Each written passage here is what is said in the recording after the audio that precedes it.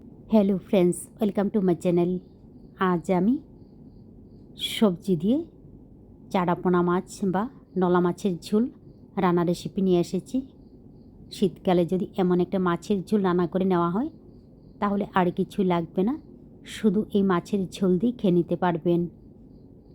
তাহলে চলুন দেখে নিই কীভাবে রান্না করব। তো প্রথমে গ্যাস অন করে কড়াই গরম করে নেওয়ার পর দিয়ে দিলাম সাদা তেল। তেল গরম হয়ে গেলে লবণ হলুদ দিয়ে মাখিয়ে নেওয়া 5টা চারাপোনা মাছ দিয়ে উল্টে পাল্টে ভেজে নিচ্ছি। সবজির পরিমাণটা কম নিলে মাছের পরিমাণটাও কিন্তু কমিয়ে দিতে পারেন।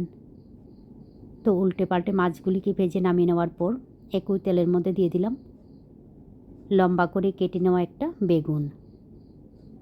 হলুদ লবণ দিয়ে বেগুনগুলিকে ভেজে নিতে হবে। বেগুনগুলিকে ভেজে নামিয়ে নেওয়ার পর আবারও কড়াইতে দিয়ে দেব সর্ষের তেল।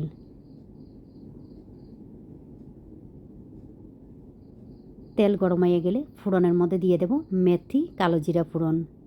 মেথি আর কালো জিরা ফোড়ন দিলে খুব সুন্দর একটা ফ্লেভার আসে। ফোড়নের কালারটা চেঞ্জ হয়ে গেলে এর মধ্যে দিয়ে দিচ্ছি লম্বা করে কেটে নেওয়া একটা আলু।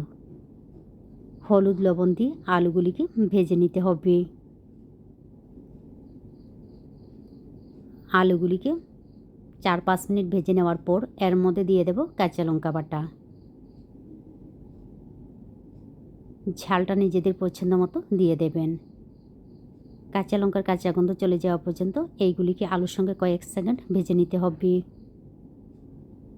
তারপর এর মধ্যে দিয়ে দেব কেটে নেওয়া সবজি। এইখানে আমি 10-12টা সিম, লাউ শাকের ডগা একদম নরম কচি পাতা কেটে নিয়েছি।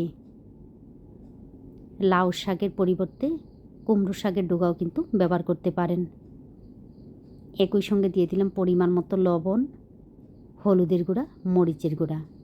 লাল মরিচের গুঁড়াটা যদি পছন্দ না করেন তাহলে কাঁচা লঙ্কা বাটা দিয়ে কিন্তু রান্নাটা করে নিতে পারেন। সবজির সঙ্গে গুঁড়া মশলাগুলিকে মিশিয়ে নেওয়ার পর কম আঁচে ঢাকনা দিয়ে কষিয়ে নেব। 20 মিনিটের মতো রান্না করে নেওয়ার পর এবারে এর মধ্যে দিয়ে দিচ্ছি জল।